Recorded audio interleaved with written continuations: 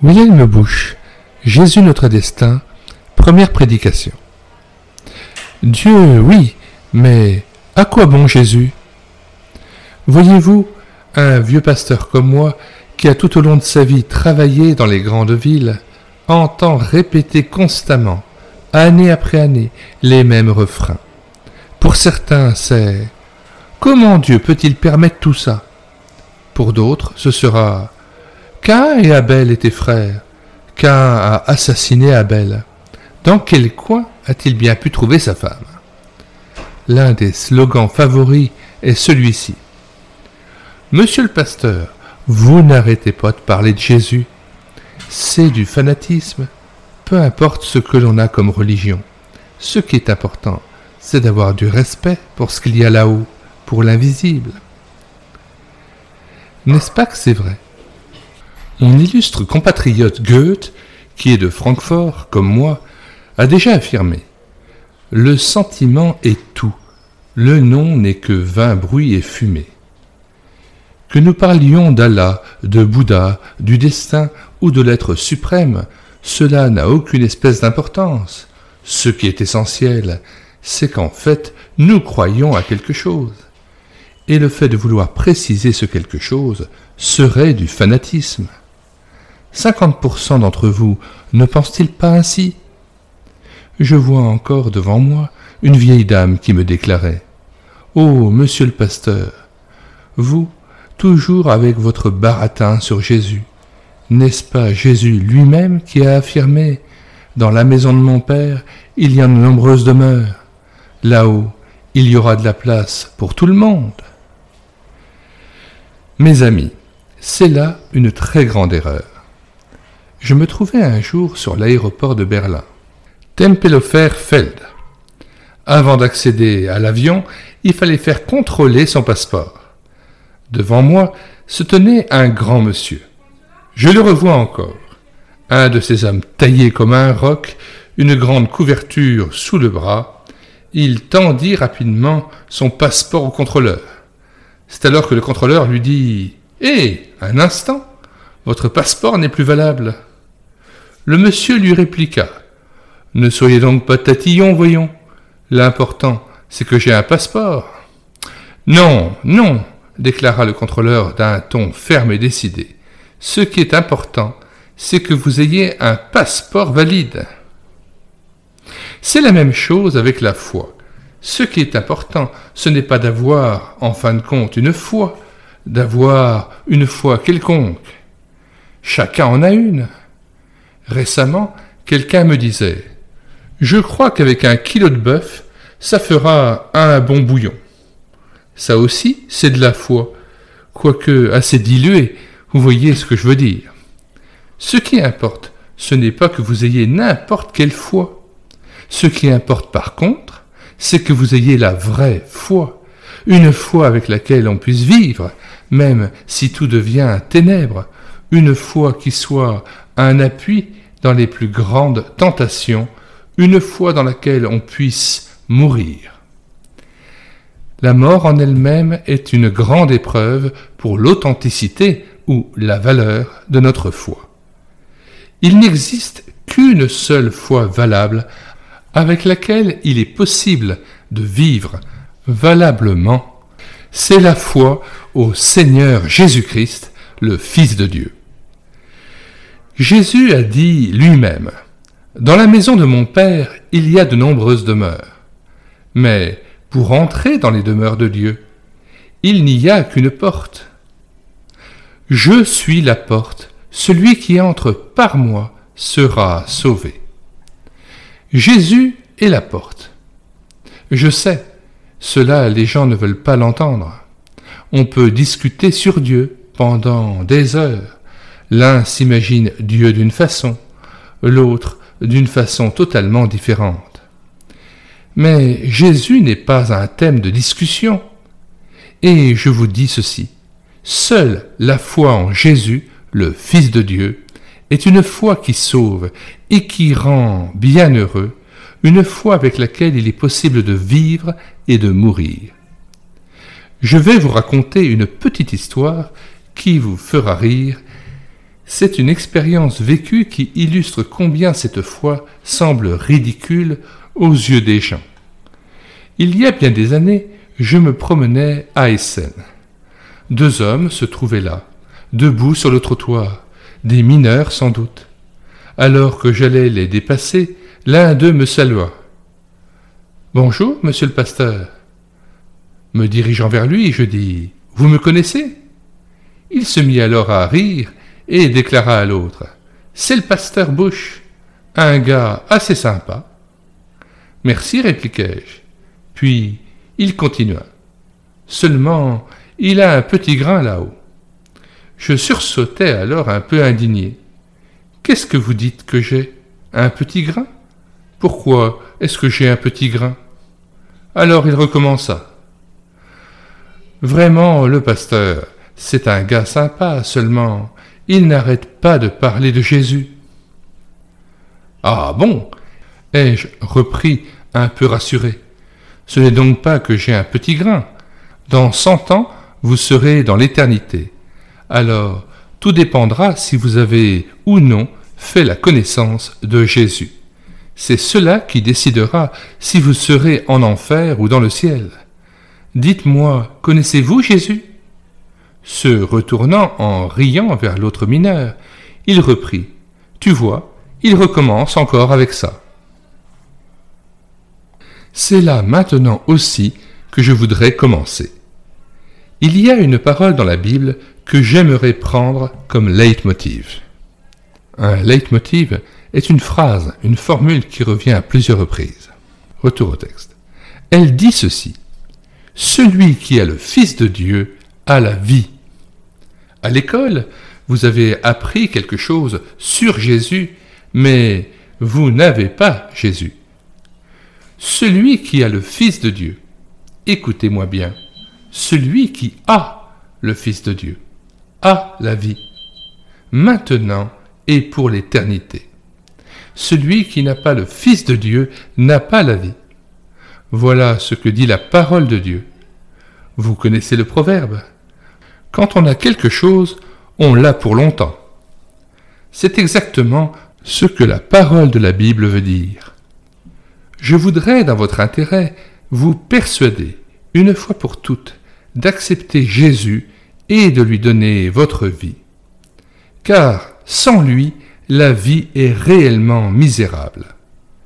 Et maintenant, je vais vous dire pourquoi Jésus est le seul et l'unique, et pourquoi la foi en Jésus est la seule vraie foi. Ou plutôt, permettez-moi d'exprimer cela d'une façon très personnelle. Je voudrais vous dire maintenant pourquoi il me faut avoir Jésus et pourquoi je crois en lui. 1. Jésus est la révélation de Dieu. Lorsque quelqu'un me dit « Je crois en Dieu », mais à quoi bon Jésus? Alors je lui réponds « Vous dites des bêtises. Dieu est un Dieu caché, et sans Jésus, nous ne saurions rien du tout sur Dieu. Les hommes peuvent certes se fabriquer un Dieu, le bon Dieu par exemple, qui ne laissera pas tomber un brave Allemand, pourvu qu'il boive quotidiennement ses 5 verres de bière. Mais Dieu, ce n'est tout de même pas cela. Allah, Bouddha, ce sont des projections de nos désirs, mais Dieu. Sans Jésus, nous ne savons rien de Dieu.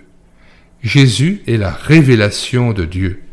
En la personne de Jésus, Dieu est venu parmi nous. Je voudrais vous rendre cela plus clair à l'aide d'une image. Imaginez-vous donc une nappe de brouillard épais. Caché derrière cette nappe se trouve Dieu. En fait, les hommes ne peuvent pas vivre sans lui. Ils commencent alors à le chercher. Ils essaient de pénétrer dans la nappe de brouillard. Ce sont là les efforts faits par les religions. Toutes les religions sont une recherche de Dieu faite par les hommes. Et toutes les religions ont ceci en commun. Elles se sont égarées dans le brouillard et elles n'ont pas trouvé Dieu. Dieu est un Dieu caché. C'est cela qu'un homme appelé Ésaïe a compris et crié du plus profond de son cœur. Seigneur, nous ne pourrons pas venir à toi. Oh, si tu déchirais la nappe de brouillard et descendais vers nous. Eh bien, figurez-vous, Dieu a entendu ce cri. Il a déchiré la nappe de brouillard et il est venu à nous, en Jésus. Lorsque les anges, au-dessus des pâturages de Bethléem, proclamaient en chœur « Il nous est né aujourd'hui le Messie, gloire à Dieu dans les lieux très hauts », c'est à ce moment-là que Dieu est venu à nous. Et maintenant, Jésus affirme « Celui qui me voit, voit le Père ». Sans Jésus, je ne saurais rien de Dieu. C'est lui la seule autorité sur laquelle je puisse me baser pour être renseigné avec certitude sur Dieu. Ainsi, comment peut-on donc affirmer « Je peux me passer de Jésus » ? Je vous ai dit tout cela très brièvement et je dois passer sur beaucoup de choses. Pourtant, je pourrais vous en dire tant et tant sur Jésus. Sur la question « Pourquoi Jésus ?», je ne peux aujourd'hui vous mentionner que les points les plus importants. 2. Jésus est l'amour et le salut de Dieu. Il faut que je vous l'explique. Il y a quelque temps, j'avais un entretien avec un journaliste qui m'interviewait et me demandait « Au fond, pourquoi faites-vous de telles conférences ?» Je lui ai répondu « Si je les fais, c'est parce que j'ai peur que les gens aillent en enfer. » Il sourit et répliqua « Mais l'enfer, ça n'existe pas, voyons. » Alors, je lui ai dit « Attendez un peu. Dans 100 ans, vous saurez si c'est vous ou la parole de Dieu qui avez raison. » « Dites-moi, lui ai-je demandé, cela vous est-il déjà arrivé de craindre Dieu ?»« Non, répondit-il. On ne peut tout de même pas avoir peur du bon Dieu. » Alors, lui ai-je expliqué, vous n'êtes vraiment pas dans le coup. Même celui qui a la plus petite idée sur Dieu devrait tout de même comprendre qu'il n'y a rien de plus terrible que lui, le Dieu saint et juste, le juge de nos péchés. Vous imaginez-vous qu'il va se taire en face de nos péchés ? Vous parlez du bon Dieu. La Bible n'en parle pas du tout comme cela. La Bible dit plutôt « C'est quelque chose de terrible de tomber entre les mains de Dieu vivant. » Hébreux 10, 31. Avez-vous déjà eu la crainte de Dieu ? Sinon, eh bien, vous n'avez pas encore la plus petite notion sur toute la réalité du Dieu saint et sur votre vie de pécheur.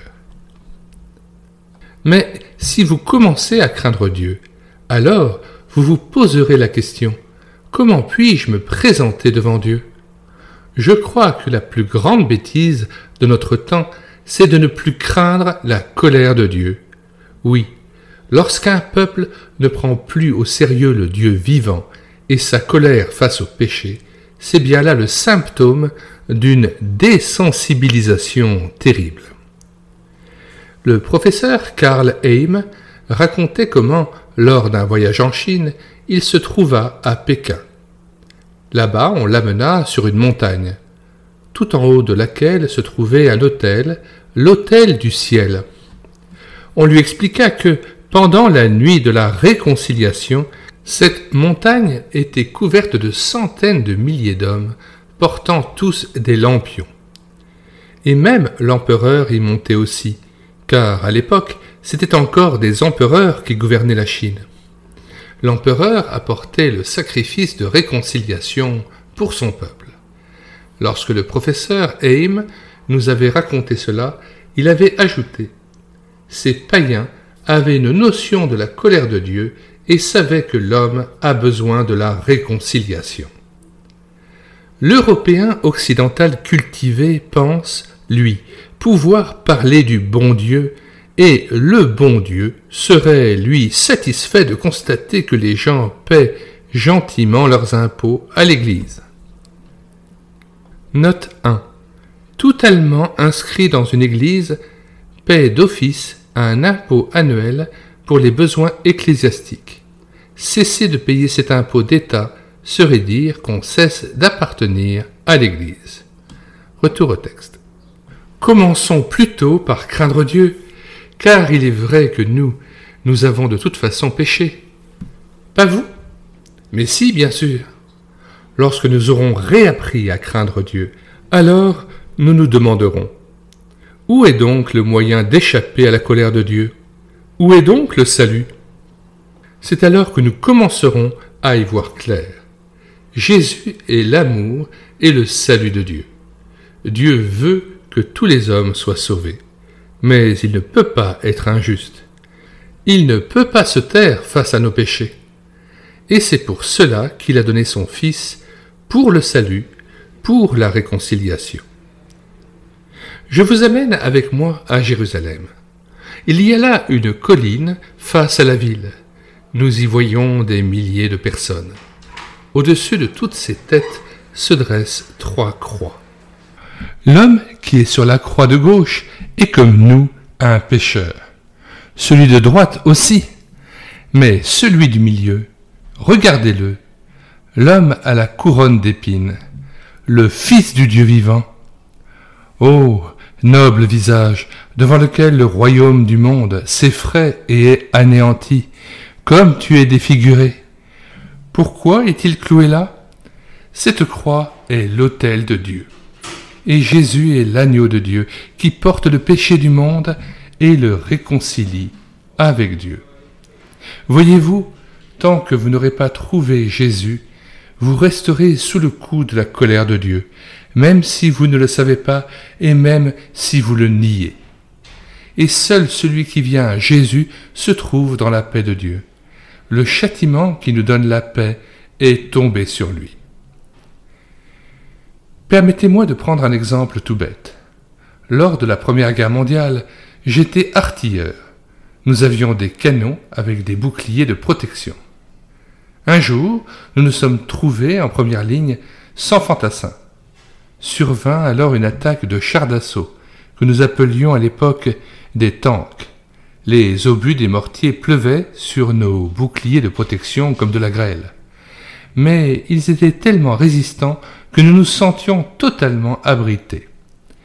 Et j'ai dû alors penser: il suffirait que je passe la main hors du bouclier pour qu'elle soit complètement criblée et je serais perdu, car je mourrais pitoyablement d'une hémorragie. Mais derrière le bouclier de protection, j'étais en sécurité. Voyez-vous, c'est cela ce que Jésus est devenu pour moi. Je sais que sans Jésus, je suis perdu face au jugement de Dieu. Je sais que sans Jésus, quoi que je fasse, je n'ai pas la paix dans mon cœur. Je sais que sans Jésus, si je meurs, c'est en éprouvant une peur panique. Je sais que sans Jésus, je m'avance vers la perdition éternelle. Et elle existe, cette perdition éternelle. Attendez un peu et vous verrez. Mais si je m'abrite sous la croix de Jésus, je suis en sécurité comme sous le bouclier de protection. C'est là que je peux me rendre compte qu'il est mon Sauveur, qu'il est mon Libérateur, que Jésus est l'amour et le salut de Dieu. Écoutez-moi, Dieu veut que tous les hommes soient sauvés. C'est pour cela qu'il a donné son Fils, pour le salut, pour la réconciliation. C'est aussi pour vous. Et maintenant, ne vous reposez pas avant d'avoir cette paix de Dieu, avant d'être sauvé. Pourquoi Jésus? 3. Jésus est le seul qui vienne à bout du plus grand problème de notre vie. Et savez-vous quel est le plus grand problème de notre vie? Ah, bien sûr, les plus âgés pensent naturellement à leur vésicule biliaire, ou à leur rein, ou à autre chose qui ne va pas. Quel problème? Chez les plus jeunes, par contre, c'est la fille ou le garçon. Ainsi, chacun a ses problèmes. Croyez-moi, le plus grand problème de notre vie, c'est notre culpabilité face à Dieu. J'ai été pendant des dizaines d'années pasteur, responsable de jeunes, et j'ai toujours cherché de nouvelles images pour leur rendre cela plus intelligible. Je voudrais aujourd'hui utiliser l'une d'entre elles. Je leur avais dit, imaginez-vous que nous ayons à la naissance un gros anneau en fer autour du cou, et chaque fois que je pêche, on y forge un maillon nouveau. J'ai une mauvaise pensée, un maillon. Je suis insolent avec ma mère, un maillon. Je parle mal d'autres personnes, un maillon. Un jour, sans prier, comme si Dieu n'existait pas, un maillon. Malhonnêteté, mensonge, un maillon. Réfléchissez donc à la longueur de la chaîne que nous traînons ainsi derrière nous.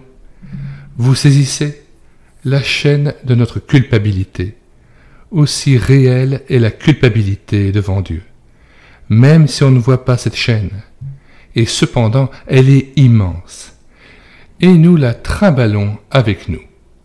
Je me demande souvent pourquoi les hommes ne peuvent pas être vraiment gais et heureux. Au fond, ça ne marche pas si mal que ça pour eux. Mais sont-ils heureux? Ils ne peuvent pas être heureux. Ils ne le peuvent pas parce qu'ils traînent derrière eux la chaîne de leur culpabilité. Et cela, ni un pasteur, ni un prêtre, ni un ange ne les en débarrassera. Et Dieu non plus ne peut la leur enlever, parce qu'il est juste. Ce que l'homme a semé, il le récoltera. Mais voilà, Jésus est là. Il est le seul qui vienne au bout du plus grand problème de notre vie. Il est mort pour ma culpabilité. Il l'a payé lorsqu'il est mort. C'est pour cela qu'il est capable d'enlever la chaîne de ma culpabilité. Il est le seul qui puisse le faire. Je voudrais vous dire par expérience, c'est une vraie délivrance de savoir que j'ai le pardon de mes péchés. C'est la plus grande libération d'une vie, et encore plus au moment de la mort. Vous, les personnes âgées, mourir et avoir le pardon des péchés, ou entrer dans l'éternité en devant emmener toute sa culpabilité. C'est effrayant. Je connais des gens qui ont dit tout au long de leur vie « Je suis bon, je suis droit ». Puis ils meurent et abandonnent tout. Alors ils découvrent que la barque de notre vie navigue sur le fleuve sombre de l'éternité, à la rencontre de Dieu. Ils n'ont rien pu emporter avec eux, ni petite maison, ni compte en banque, ni livret de caisse d'épargne, seule leur culpabilité. C'est ainsi que l'on se dirige vers Dieu. C'est effrayant, mais c'est ainsi que les hommes meurent. Et si vous dites « Mais c'est comme ça que tout le monde meurt », alors mourrez donc vous aussi, comme ça. Mais ce n'est pas une nécessité de mourir ainsi. Jésus donne le pardon des péchés. C'est dès maintenant la plus grande libération qui puisse exister. J'étais un jeune garçon de 18 ans lorsque j'ai expérimenté ce qu'est le pardon des péchés. La chaîne est tombée. Il est dit dans un chant, « Les péchés sont pardonnés, c'est une parole de vie pour l'esprit tourmenté. Ils le sont au nom de Jésus. » Je souhaite que vous expérimentiez cela vous aussi. Allez donc à Jésus. Aujourd'hui, il vous attend. Et dites-lui, « Seigneur, ma vie tout entière est sur une mauvaise voie et pleine de fautes. Je l'ai toujours passée sous silence et j'ai toujours dit du bien de moi-même. Maintenant, je dépose tout cela devant toi. Maintenant, je veux croire que ton sang efface ma culpabilité. C'est une chose merveilleuse que le pardon des péchés. » Au XVIIe siècle vivait en Angleterre un nommé Bunyan. Cet homme vécut en prison pendant des années à cause de sa foi. Cela a existé de tout temps. La parole de Dieu mise à part, les prisons sont en ce monde ce qu'il y a de plus durable. En prison donc, ce Bunyan a écrit un livre merveilleux, actuel encore de nos jours. Il y dépeint la vie d'un chrétien comme étant un cheminement dangereux, aventureux. Au début, il écrit « Quelqu'un vit dans une ville appelée Monde ». D'un seul coup, l'inquiétude commence à s'emparer de lui et, à peu de choses près, il constate « Il y a ici quelque chose qui ne tourne pas rond. Je n'ai pas la paix. Je suis malheureux. Je devrais sortir d'ici. » Il en parle alors à sa femme qui lui déclare « Tu es nerveux, voyons, tu as besoin de repos. » Mais tout cela ne l'avance guère. Son inquiétude demeure. Et un beau jour, il est convaincu. Il n'y a rien à faire, il faut que je sorte de cette ville. Et il s'enfuit. Dès les premiers pas, il s'aperçoit qu'il a sur le dos un fardeau. Bien qu'il veuille s'en débarrasser, il n'y arrive pas. Plus il avance, et plus cette charge s'alourdit. Jusqu'alors, il n'avait pas tellement remarqué l'existence de ce poids qui était pour ainsi dire naturel. Mais au fur et à mesure qu'il s'éloignait de la ville Monde, ce fardeau devenait de plus en plus pesant. Enfin, il lui devint presque impossible d'avancer. C'était alors qu'il grimpait péniblement un sentier de montagne. Son fardeau était devenu insupportable. À un détour du sentier, devant lui, se dressa soudain une croix. Presque sans connaissance, il s'écroula sur cette croix, s'y accrocha et leva les yeux vers elle. Au même instant, il ressentit que son fardeau se détachait de lui et dégringolait dans le précipice avec fracas. Voilà une image merveilleuse de ce qu'un homme peut vivre auprès de la croix de Jésus-Christ.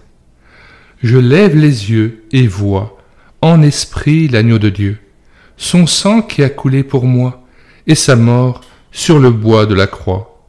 Alors, plein de honte, je dois confesser, je me trouve ici en face de deux miracles, celui de son grand amour et celui de mon grand péché. Le pardon des péchés, c'est le Messie qui a payé à ma place. La chaîne de ma culpabilité m'a été enlevée. Je suis débarrassé de mon fardeau. Seul Jésus peut nous faire le don du pardon de nos péchés. Pourquoi Jésus ? Je dois vous donner encore une autre raison de ma foi en Jésus. 4. Jésus est le bon berger. Vous avez sûrement déjà tous expérimenté au cours de votre vie comme on peut se sentir seul et comme la vie est vide. Vous ressentez tout à coup qu'il vous manque quelque chose. Mais quoi ? Je vais vous le dire. Il vous manque le Sauveur vivant. Je viens de vous raconter que Jésus est mort sur la croix pour racheter notre culpabilité. Retenez bien cette phrase. Le châtiment qui nous donne la paix est tombé sur lui. On l'a ensuite déposé dans un tombeau creusé dans le roc. Puis, on a roulé devant une lourde dalle de pierre. Et pour être tout à fait tranquille, le procureur romain y avait fait en plus poser des scellés et avait fait garder la tombe par des sentinelles, des légionnaires romains. J'imagine que c'étaient de grands gaillards qui avaient guerroyé dans tous les pays du monde, en Gaule, la France d'aujourd'hui, en Germanie, en Allemagne, en Asie et en Afrique. C'étaient des gars couverts de cicatrices qui se tenaient donc là debout au lever du soleil, le troisième jour, leur bouclier au bras, leur lance à la main droite, le casque sur la tête. L'un d'entre eux veillait. On pouvait compter sur lui. Et soudain, tout autour de lui devint lumineux comme en plein jour. La Bible dit « Un ange du ciel vint enlever la pierre, et Jésus sortit de sa tombe. » C'est tellement formidable que les légionnaires en tombèrent évanouis. Quelques heures plus tard, Jésus rencontra une pauvre fille. La Bible dit d'elle qu'elle avait eu 7 démons, que Jésus avait chassés. Cette fille était en larmes. Alors Jésus s'approcha d'elle, mais elle ne s'est pas évanouie. Au contraire, elle s'est réjouie en reconnaissant le Seigneur. Jésus ressuscité. Et elle dit « Maître !» Elle est consolée parce qu'elle sait. Jésus, le bon berger, est vivant et il est près de moi. C'est pour cela aussi, voyez-vous, que je veux avoir Jésus, car j'ai besoin de quelqu'un dont je puisse prendre la main. La vie m'a jeté dans des abîmes très sombres. À cause de ma foi, j'ai été emprisonné plusieurs fois par les nazis. Il y avait des heures où j'ai pensé, il n'y a plus qu'un pas à faire pour sombrer dans les ténèbres de la folie, dont on ne peut pas revenir. Et alors Jésus arrivait, et tout rentrait dans le calme. Je ne peux que vous en donner le témoignage comme ça, tout simplement. J'ai passé une fois en prison une soirée infernale. Il y avait eu un arrivage de personnes qui devaient être transférées dans un camp de concentration. Des gens qui n'avaient plus le moindre espoir, des criminels, des innocents, des juifs. Ces gens, un samedi soir, furent envahis par le désespoir et ils se mirent tous à hurler en même temps. Vous ne pouvez pas vous imaginer une telle situation.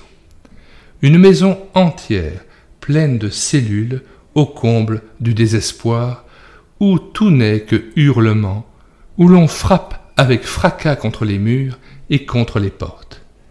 Les gardiens commencent à devenir nerveux et tirent des coups de revolver au plafond, courent dans tous les sens et rouent un homme de coups. J'étais assis dans ma cellule et je pensais « Ainsi sera l'enfer ». Il est difficile d'expliquer une telle situation. Mais à ce moment-là, il me vint à l'esprit. Jésus, mais il est là, bien sûr. Croyez bien que je suis en train de vous raconter ce que j'ai moi-même réellement vécu.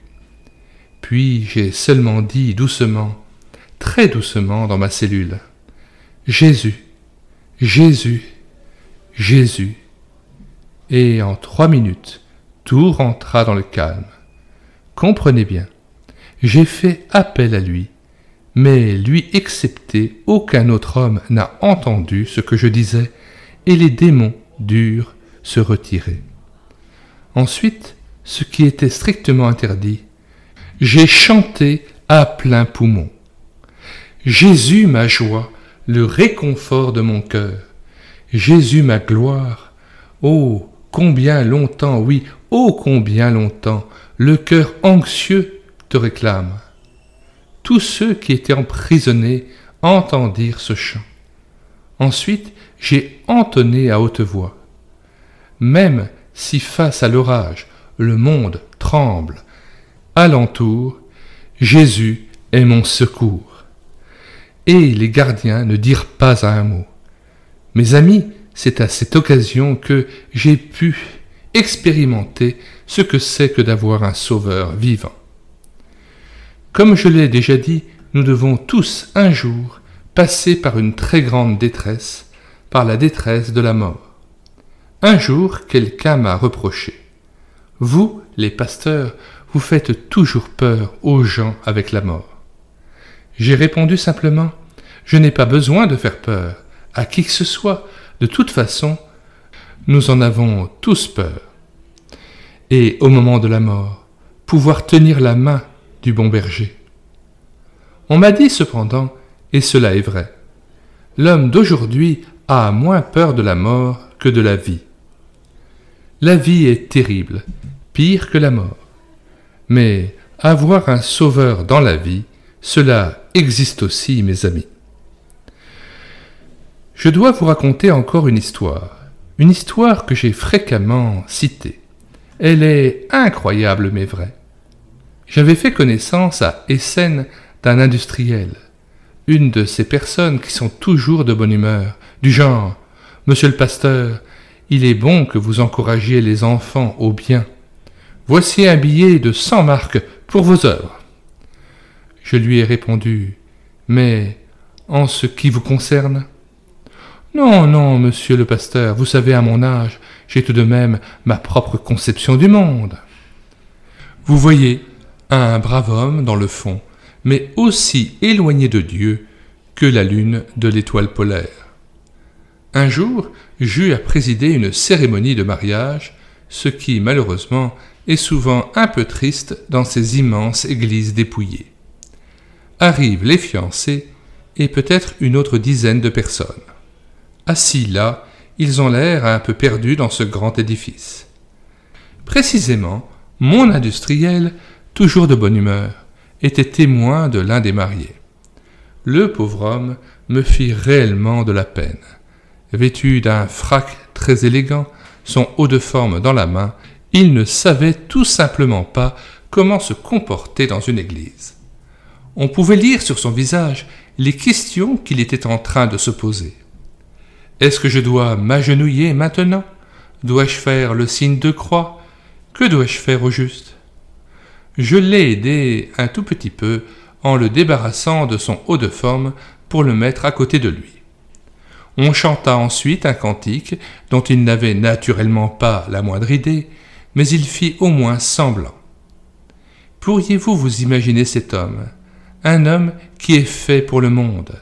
C'est alors que se passa quelque chose de très curieux. La mariée avait été assistante à l'école du dimanche, et pour la célébration de son mariage, 30 petites filles environ chantaient un cantique du haut de la tribune. Elles chantaient de leur petite voix douce une chanson d'enfant toute simple que vous connaissez peut-être. C'est parce que je suis une petite brebis de Jésus que je me réjouis sans cesse de mon bon berger. Qu'était-il en train d'arriver à cet homme? Était-il soudainement malade? Il venait de s'effondrer, posant les mains sur son visage. Il se mit à trembler. Je me dis, il lui est arrivé quelque chose. Il faut appeler un médecin. C'est alors que je m'aperçus que cet homme pleurait à grosses larmes. Les enfants chantaient « De mon bon berger, qui sait prendre soin de moi, qui m'aime, qui me connaît et m'appelle par mon nom. Sous sa houlette si légère, je sors, je rentre, et j'ai un pâturage ineffablement doux. » Cet homme est assis là, ce gros industriel qui pleure. Tout à coup, je compris ce qui était en train de se passer dans cette église dégarnie. Cet homme comprenait soudain. Ces enfants ont ce que je n'ai pas, un bon berger. Mais moi, je suis un homme seul, abandonné, perdu. Qui que vous soyez, homme ou femme, vous ne pourrez guère aller dans la vie beaucoup plus loin que les paroles de ces enfants. Je suis heureux d'appartenir au troupeau de Jésus-Christ et d'avoir un bon berger. Vous ne pourrez pas obtenir plus. Faites en sorte de pouvoir le dire. Pourquoi ai-je la foi en Jésus? Parce qu'il est le bon berger, le meilleur ami, mon sauveur vivant. Pourquoi Jésus? Je voudrais vous dire encore une dernière chose. 5. Jésus est le prince de la vie. Il y avait plusieurs années, j'avais fait une colonie de vacances dans la forêt de Bohême. Après le départ des jeunes, je dus attendre un jour de plus, car on devait venir me chercher en voiture. Ce soir-là, il me fallut loger dans un ancien rendez-vous de chasse ayant appartenu à un roi de jadis. À l'époque, seul un forestier y vivait encore. La maison était à moitié en ruine. Il n'y avait pas d'électricité. Mais dans une immense salle de séjour se trouvait une cheminée, dans laquelle on avait fait un peu de feu. On posa une lampe de pétrole sur la table en me souhaitant bonne nuit. Dehors, la tempête hurlait. La pluie fouettait les sapins autour de la maison. Vous voyez l'endroit rêvé pour une excellente histoire de brigands. Pour une fois, chose exceptionnelle, je n'avais rien apporté à lire. Je trouvai alors, sur le rebord de la cheminée, une petite brochure que je me mis à parcourir à la lueur de la lampe à pétrole. Jamais je n'avais encore lu quelque chose d'aussi terrifiant. Dans cette brochure, un médecin avait littéralement déversé toute sa colère contre la mort. Pendant des pages et des pages, on pouvait lire à peu près ceci. « Ô toi, mort, toi, ennemi de l'humanité, j'ai lutté pendant toute une semaine pour la vie d'un homme. Je pensais lui avoir fait passer ce mauvais cap, et c'est à ce moment-là que tu te dresses en ricanant derrière son lit pour l'empoigner. Ainsi, tout était vain. Je peux guérir des hommes, mais je sais que c'est tout de même pour rien, car tu arrives avec ta main décharnée. Ô mort trompeuse, mort ennemie. Et pendant des pages entières seulement de la haine contre la mort. Vint alors le passage le plus terrible. Toi, mort, point final, point d'exclamation. Et cela continuait en ces termes précis. Ô diantre, si tu n'étais seulement qu'un point d'exclamation. Mais lorsque je te regarde, tu te transformes en un point d'interrogation. Et je me demande, est-ce que la mort est une fin en soi, ou est-ce qu'elle n'est pas une finalité? Qu'y a-t-il après la mort? Mort, point d'interrogation, répugnant. C'est exactement cela. Mais ce que je veux vous dire, c'est qu'avec la mort, tout n'est pas fini. Jésus, lui qui sait, a dit « Le chemin qui mène à la perdition est large, mais le chemin qui mène à la vie est étroit. » Cependant, c'est ici-bas que les dés sont jetés, et c'est pour cela que je me réjouis d'avoir un Sauveur qui donne dès maintenant la vie, qui est la vie et qui mène à la vie. C'est la raison pour laquelle j'aime tant l'annoncer. Voyez-vous, lors de la Première Guerre mondiale, je me suis trouvé pendant des semaines près de Verdun, là où s'est déroulée à l'époque l'une des plus grandes batailles.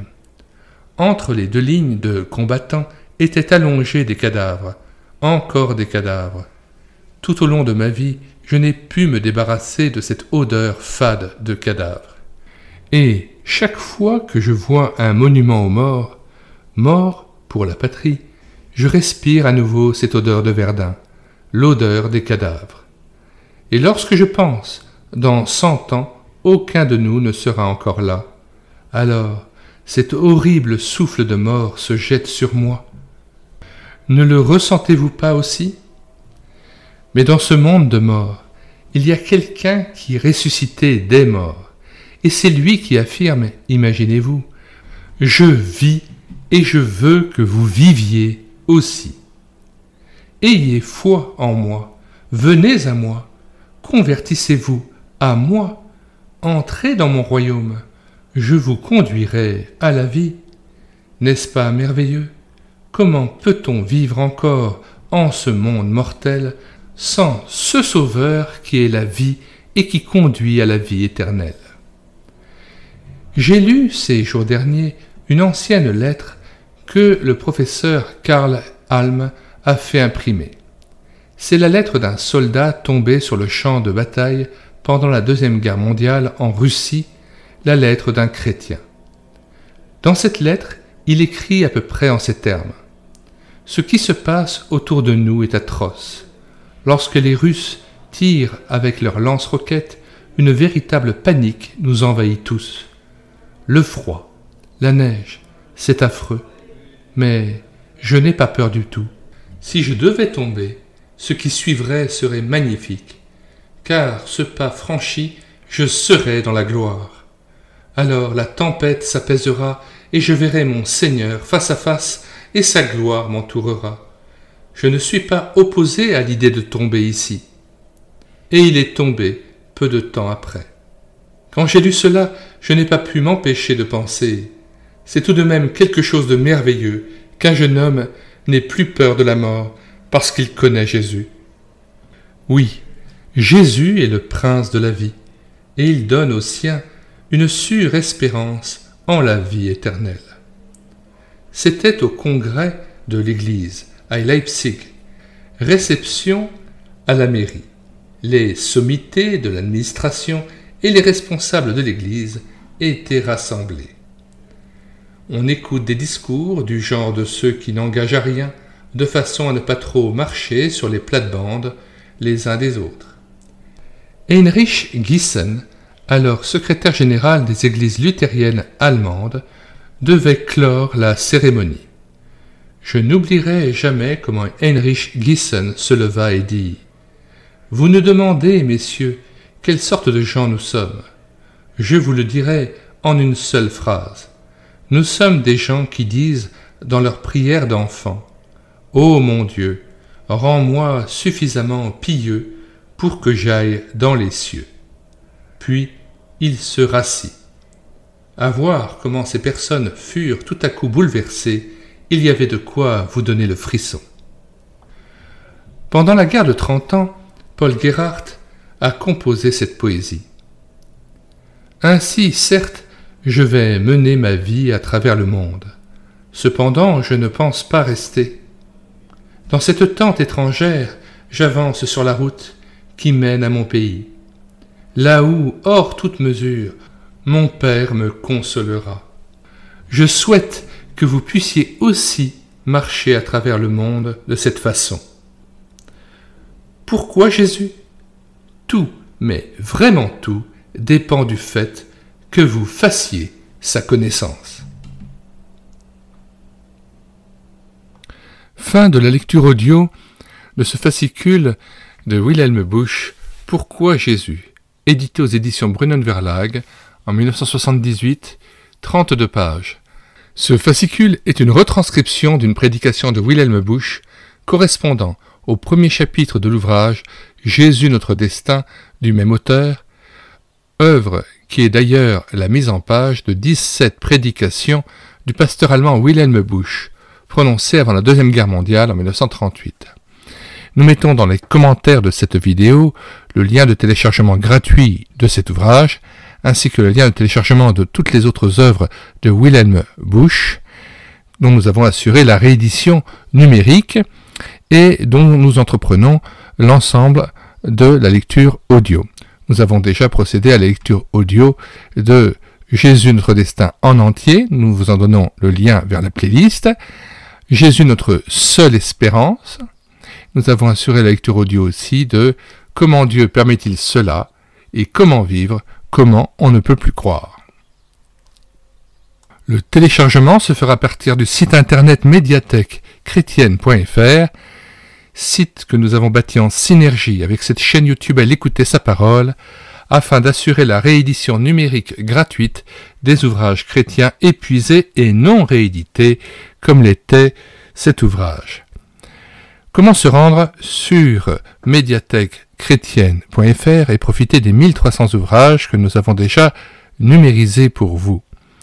Eh bien, vous écrivez sur la barre de recherche Google médiathèque-chrétienne.fr d'un seul tenant et sans accent. Arrivez sur le site, vous cliquez sur Livres à télécharger, vous faites une recherche par ordre alphabétique d'auteur, pour Busch vous cherchez à B, et arrivez sur l'ouvrage que vous souhaitez télécharger, vous cliquez sur Lire, écouter, télécharger. Puis, tout à fait en bas de page, après la présentation de l'œuvre et les liens de recommandation, vous cliquez sur l'onglet Télécharger en Word ou en PDF et l'œuvre est à vous, prêt à être lu en moins de 2 minutes, gratuitement et sans avoir besoin de s'inscrire sur le site, ni sans avoir besoin de télécharger un quelconque logiciel. Avant de nous quitter, nous vous recommandons de vous rendre sur l'ensemble des playlists de cette chaîne YouTube à l'écouter sa parole, 240 playlists composées de plus de 1000 cantiques mis en parole, destinés à nourrir votre louange individuelle ou en assemblée, plus de 80 BD tournesol lus avec caméra de document, lus et filmés avec caméra de document. Il y a aussi de nombreux audiobooks que nous avons pris en charge et de très nombreuses présentations d'ouvrages afin que vous puissiez les télécharger et être au courant du contenu de ces ouvrages. La chaîne Elle écoutait sa parole, présente les ouvrages et donne à chaque fois dans les commentaires de la vidéo le lien en vue de pouvoir télécharger cet ouvrage et de vous permettre de le lire intégralement. Nous vous disons bonsoir à tous et à bientôt.